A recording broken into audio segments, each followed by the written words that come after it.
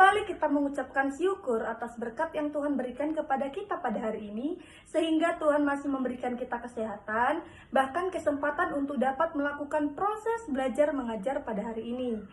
Minggu lalu kita sudah membahas tentang besaran dan satuan. Nah, hari ini kita akan membahas tentang dimensi. Tapi sebelum kita masuk ke materi kita hari ini, ada baiknya kita berdoa menurut agama dan kepercayaan kita masing-masing. Doa dimulai. Doa selesai. Nah, adapun tujuan pembelajaran yang akan dicapai untuk materi hari ini yaitu mampu menjelaskan dimensi dari suatu satuan dan menganalisis dimensi dari besaran turunan. Setelah kamu mengetahui besaran dan satuan itu seperti apa, sekarang kita akan membahas mengenai dimensi.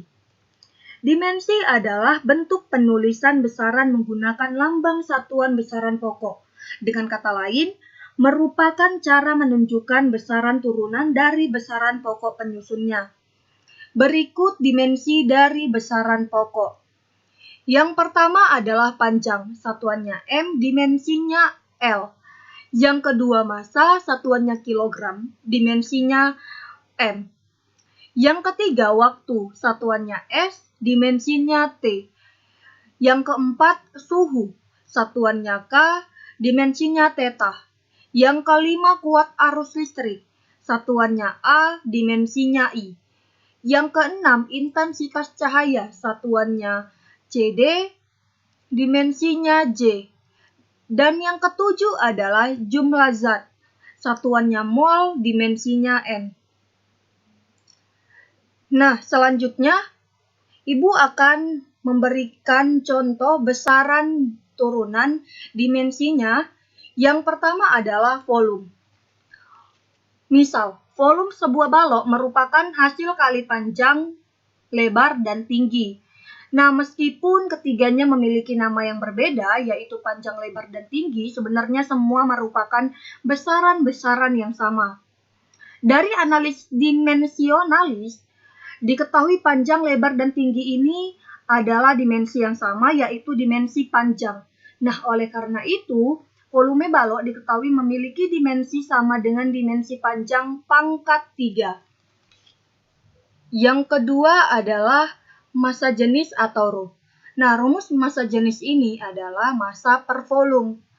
Jadi, si massa ini dimensinya adalah M dan volume sudah dapat kita lihat dari sini adalah L pangkat 3. Berhubung di dimensi ini tidak boleh ada per, maka si L pangkat 3 ini kita naikkan ke atas sehingga dimensi dari massa jenis adalah ML-3. Kenapa minus 3? Karena si L pangkat 3 ketika kita naikkan maka harus ada penambahan minusnya. Nah, selanjutnya yaitu kecepatan V. Rumus dari kecepatan ini adalah perpindahan per waktu. Nah, dimensi dari perpindahan adalah L dan waktu adalah T. Sehingga sama seperti yang tadi, karena tidak boleh digunakan per, maka si T ini kita naikkan ke atas sehingga LT-1. Nah, selanjutnya percepatan. Rumus dari percepatan adalah V per T atau kecepatan per waktu. Nah, dari kecepatan ini dimensinya sudah kita lihat yaitu LT-1 dan si waktu ini adalah T. Sama seperti tadi, T ini kita naikkan ke atas sehingga dimensi dari percepatan adalah LT-2. Nah, yang kelima adalah gaya atau F. Rumus dari gaya adalah massa dikali percepatan. Nah, si massa ini dimensinya adalah M, dan percepatan ini bisa kita lihat dari sini, LT-2. Sehingga, untuk dimensi dari gaya, dapat kita tulis MLT-2. Selanjutnya, yang keenam adalah usaha atau W. Rumus dari usaha adalah F dikali S atau gaya dikali perpindahan.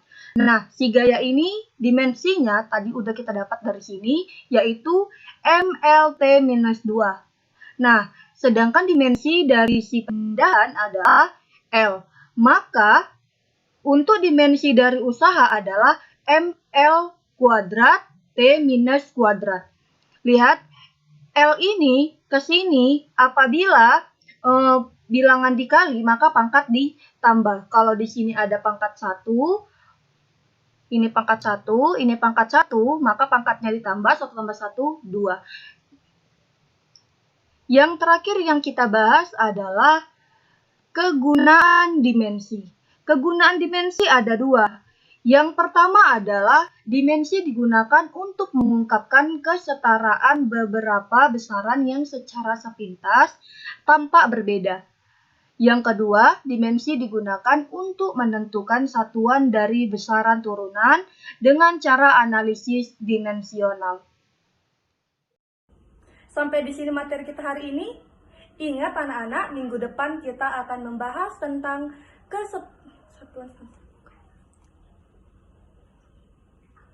Sampai di sini materi kita hari ini.